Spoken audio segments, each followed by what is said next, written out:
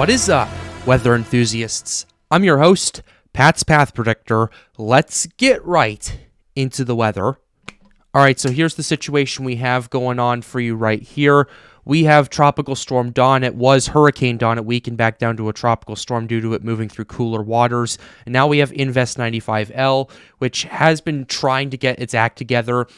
We are seeing some more storm activity now than we were yesterday, but that's mostly on the northern part of the system. We'll go ahead and cover all of this, and pretty much right now, we'll go ahead and start with Tropical Storm Dawn, and then get on to Invest 95L. So this is what we got right here. Maximum sustained winds are 65 miles per hour. Pressure is 993 millibars. Tropical storm force winds extend out 90 miles from the center. It's moving north-northeast at 16 miles per hour. And its current latitude and longitude are 43.9 degrees north, 47.8 degrees west, which is pretty much in the subtropics right there. So this is the cone we have right here. It is expected to become post-tropical in the next couple of days or so, probably in the next 24 hours as the time of recording this right here. And then it is expected to move towards the United Kingdom as potentially a post-tropical or extratropical cyclone right there, but we'll have to wait and see what happens with that as time continues to go on. Now we're going to go ahead and talk about 95L. Shows little change in organization in the small area of low pressure about 850 miles east of the Windward Islands. Environmental conditions are forecast to be marginally conducive. Development is possible in the tropical Atlantic or Eastern Caribbean Sea, which, speaking of which, looking at it now, there's actually more time for this to develop than I initially thought it would, and that's because the shear in the Eastern Caribbean is starting to collapse at a very considerable rate. So we're going to have to continue to monitor that, but we'll get to that in 1 second right here just to give you some context to all that. We're going to go ahead and talk about 95L. Current location is 10.6 degrees north, 46.1 degrees west. Maximum sustained winds are 25 knots. Minimum central pressure is 1,012 millibars. Radius of maximum winds is 40 nautical miles. We'll go ahead and give you a close-up of the satellite right here. You can see there's a lot of storm activity, especially in the northwestern side of 95L right there. Depending on if that'll translate to a huge amount of deep convection in the center of circulation, we'll have to wait and see right there. But for now, it is trying to get its act together. It is starting to take advantage of more moist air in the region right here. Basically, this whole moist pocket, it's trying to take advantage of it. But there is still a lot of dry air associated with it right here that it has to move through. So depending on how it navigates through that, it's either going to kill it or it's going to potentially overcome that and maybe develop, considering we have all this storm activity to the north of it that started initiating about yesterday afternoon. So we'll have to continue to monitor it. We'll show you the track models and then the intensity. Track models have this thing moving through the Caribbean. Some of them actually have it moving through the ABC Islands and potentially Venezuela and Colombia, giving them impacts over there. Intensity models, many of them have it either, if it develops at all, keeping it at tropical storm or tropical depression strength right there. But the European is not giving up on this system right here. And we'll show you that in just a second. But before we do, we need to talk about what may be potentially be coming up in the tropical Atlantic right here. A tropical wave is in the eastern Atlantic Ocean, just came off the coast of Africa over here, and it is expected, by some models, to potentially develop into a tropical storm, into a tropical system right here. So this is a wave that we need to continue to monitor right here, as it is moving through some pretty decent conditions through the main development region. First, good condition, global sea temperatures, they are through the roof right now. It's July 23rd, and we're seeing 28, 29 plus degrees Celsius temperatures across the main development region, and that's not stopping anytime soon, ladies and gentlemen. And that's the first component we have to this. Next, we have the ridiculous amount of ocean heat content that's moving through this. I couldn't get a comparison graph from 2020 when that hyperactive season was going on, but this is what we have right here. I can tell you that there's a lot more OHC in the main development region at this point in July than it was 3 years ago.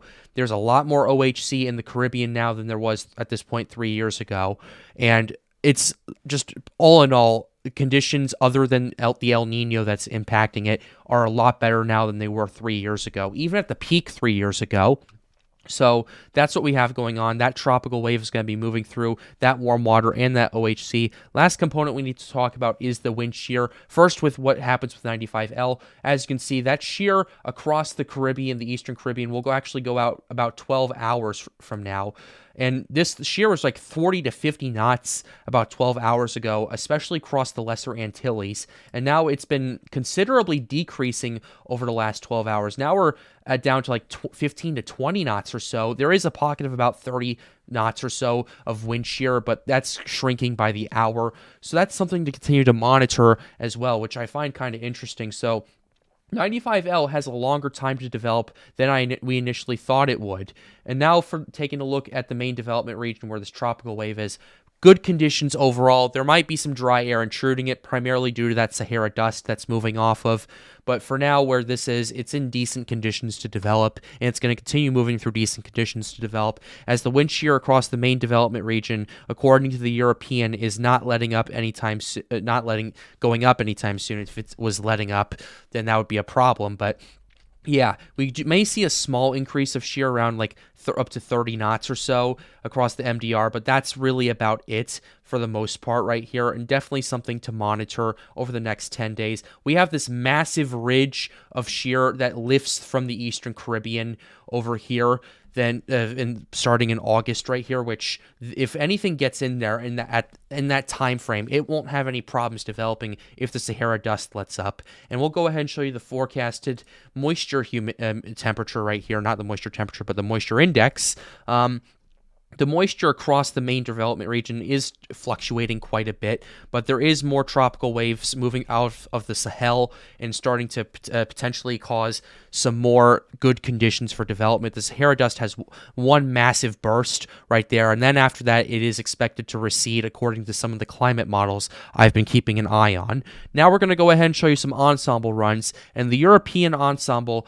The reason I'm looking at this is because 95L is this thing right here. The tropical wave is that thing over there. And the European is not giving up on either of these. So this is about 60 hours out as this tropical wave in 95L is moving through the Lesser Antilles into the Caribbean.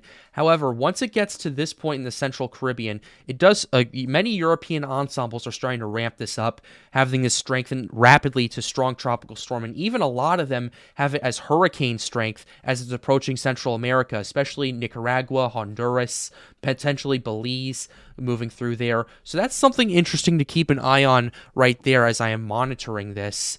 And this is potentially an indicator of what will happen to that shear. I actually want to go ahead and cross-check this with the potential wind shear in that region at about 162 hours out and show you what we're potentially looking at. And the shear about 162 hours out, about 144 hours out, does calm down considerably where this is potentially going to be going, except for this northern fringe of 40 to 50 knots up here near Jamaica right there.